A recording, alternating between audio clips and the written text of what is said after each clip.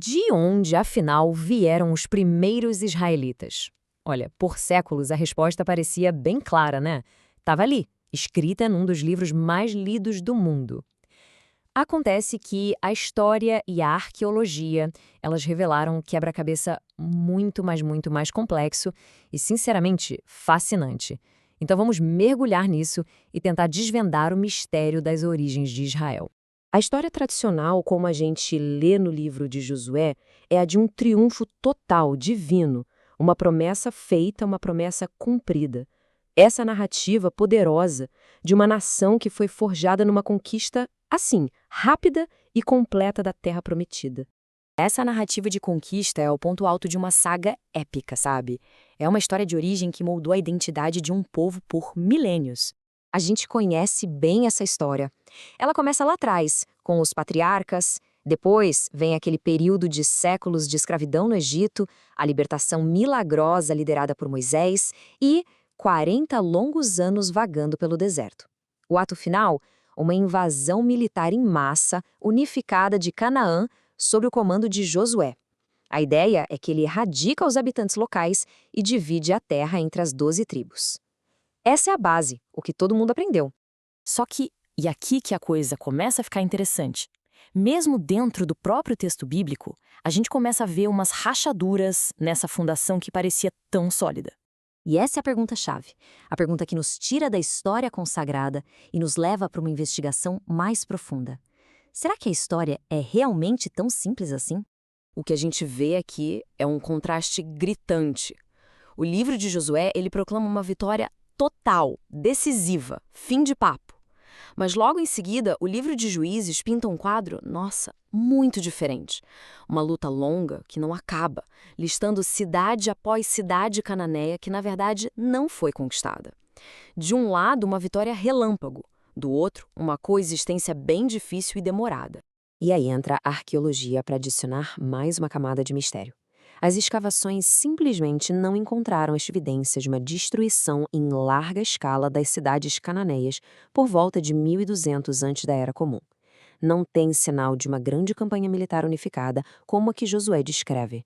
Então, se não foi uma conquista, o que aconteceu? Essa pergunta fez com que os estudiosos fossem atrás de novas explicações, tentando conciliar a história que era contada com as evidências que estavam sendo desenterradas. Bom, duas teorias principais surgiram para tentar explicar isso. A primeira, a infiltração pacífica, que imaginava nômades se assentando aos pouquinhos. A outra, a revolta camponesa, sugeria que os próprios cananeus teriam se rebelado e formado uma nova sociedade. Só que as duas teorias tinham seus problemas. Por exemplo, a arqueologia mostrou que a cultura material desses novos assentamentos era totalmente diferente da dos cananeus das planícies, o que meio que fura a ideia de uma revolta interna, entende? E foi aí que uma série de levantamentos arqueológicos sistemáticos lá na região montanhosa central de Canaã começou a revelar uma imagem, nossa, completamente nova e inesperada. De repente, do nada, por volta de 1200 antes da Era Comum, cerca de 250 novos assentamentos simplesmente apareceram nas terras altas, uma região que antes era super esvaziada. Foi uma explosão demográfica numa área de fronteira. Mas quem eram essas pessoas? As escavações pintam um quadro muito claro da vida nesses vilarejos. Eram comunidades pequenas, sabe? Isoladas, autossuficientes. Todas as casas tinham mais ou menos o mesmo tamanho, o que sugere uma sociedade bem igualitária. Não tinha palácio, não tinha templo, nem fortificação ou artigo de luxo. A vida era simples, totalmente focada na agricultura de subsistência e no pastoreio. Então, a grande pergunta, de onde eles vieram? A resposta, surpreendentemente, é que eles não vieram de muito longe, não. As pistas estavam ali mesmo, na própria terra de Canaã e nos ciclos da sua história. A arqueologia revelou uma coisa incrível. Esse assentamento todo não foi um evento único. Foi a terceira grande onda de ocupação daquelas terras altas. 2 vezes antes, ao longo de milênios, as pessoas se estabeleceram ali. E 2 vezes essas sociedades entraram em colapso, com a população voltando para um estilo de vida mais pastoril, mais espalhado. Então, o que causou essa terceira onda? O processo, que a gente chama de grande sedentarização, foi desencadeado por um colapso. As cidades-estado cananeias das planícies que controlavam o comércio entraram em crise. As redes econômicas, acabaram. Para os grupos de pastores das terras altas que dependiam de tocar seus produtos, tipo lã e leite por grãos, isso foi uma catástrofe. A única solução era produzir os próprios grãos. E, claro, a agricultura exige que as pessoas fiquem num lugar só, em vilarejos permanentes. Isso nos leva a uma conclusão, que é, de verdade, revolucionária. O surgimento do antigo Israel foi uma consequência, e não a causa, do colapso da cultura cananeia. A maioria das pessoas que formaram o primeiro Israel não veio de fora de Canaã. Elas emergiram de dentro. Eram, na sua origem, habitantes locais, cananeus, se adaptando ao mundo em plena mudança. Mas isso levanta uma questão fundamental. Se eles eram essencialmente cananeus, o que os tornou diferentes?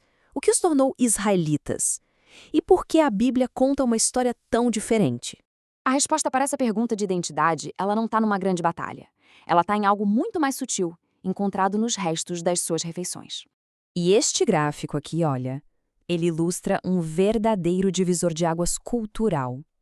Ao analisar ossos de animais nesses sítios arqueológicos, os pesquisadores notaram um padrão muito claro. Nos sítios dos filisteus e de outros vizinhos, ossos de porco eram super comuns. Já nos assentamentos das terras altas, naqueles povoados que dariam origem a Israel, eles são praticamente ausentes, uma escolha alimentar consciente.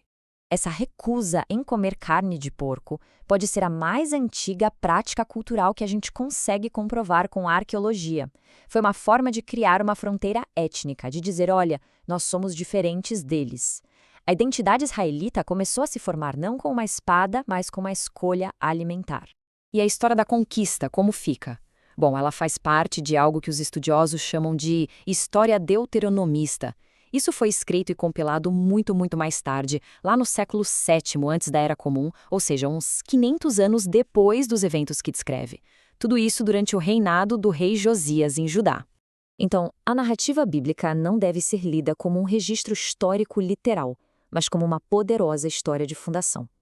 É uma obra teológica, escrita para inspirar uma nação, para explicar sua relação especial com Deus e até para justificar as ambições políticas e religiosas da época do rei Josias, séculos depois das origens bem humildes do povo de Israel.